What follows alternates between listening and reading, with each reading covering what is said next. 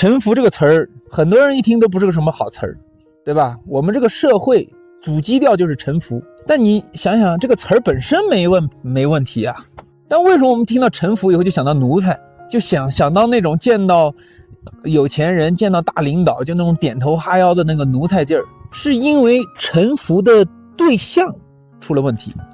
不是臣服本身出了问题。臣服本身没问题，那如果说你斐叔你臣服于什么？我臣服于天性的力量，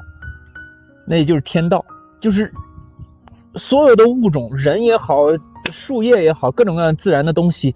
能在亿万年的自然选择当中，最后你存在下来了，那你肯定是有一些规律在你背后，你才存在下来了。否则为什么是你这个人类呢？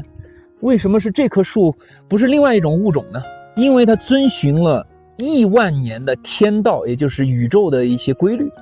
是什么不知道。这就为什么老子说的叫道可道非常道，因为你一旦能说明白这个东西是啥的时候，它绝对不是你以为的那个东西了，因为这个东西没人见过，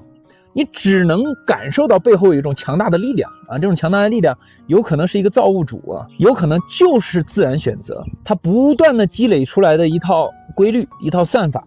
你遵循这个算法，遵循这个源代码，你就会活得很幸福，你就会很成功。